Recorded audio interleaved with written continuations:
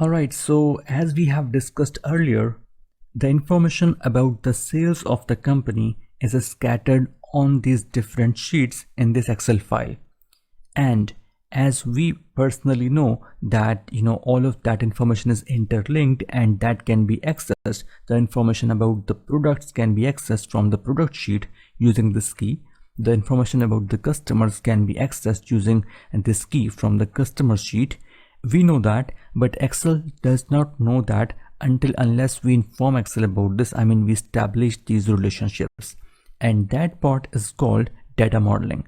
But before we start data modeling, we have to do two steps. The first step is to convert all of these sheets into tables. And how do we do that? Let us do that quickly. First of all, click on this insert tab here and click on table and just click OK and go to the next sheet, and let's go to there and insert table, and this is also done.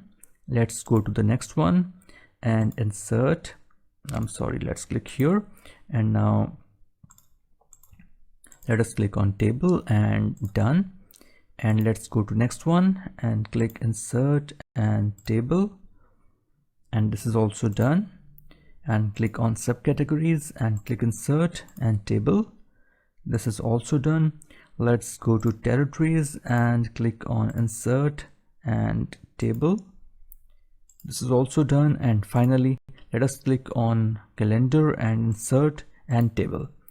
Perfect. So now we have converted all these data into the table format, but there's one more step that we need to do, and that is to rename each table. So Excel has automatically labeled them as table 1 and table 2, 3, 4, but we have to rename them, and that is really important for us in this particular scenario. So I will rename this table as the sales one. Let's move to the second one, and that is table 2. Let's rename as customers. After that, let's move to the next sheet and let us rename this one as products. Next sheet, and let's rename that as category.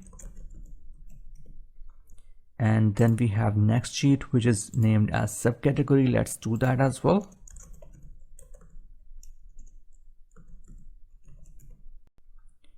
And then we have our territories sheet, so I will name it as territory. And then finally we have calendar sheet. I will simply rename that as calendar.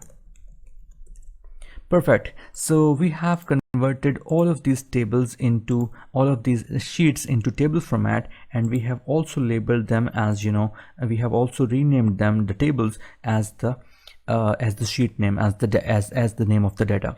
So now let us move to the next step, and that is just click here on the sheet and go to Power Pivot and click on add to data model. So this will basically add our sheet to the data model. And what is data model? We are going to discuss that in detail in just a few moments. So let me close this, just wait for it to open, and then we have to close it. You can see that this sheet has been added here. You can see it here. Let us close that, and now let's do that for the second sheet as well.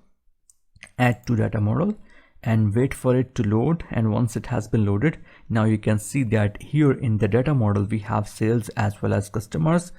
Close this one as well, and now let's move to the products, and now click on add to data model and just give it a moment, and you can see that the products have also been added to data model. Close this one as well, and now we have to go to our product categories and just click here and click on add to data model, and you can see this has also been added.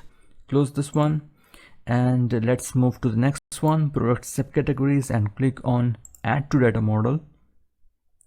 Give it a minute, and it has been done.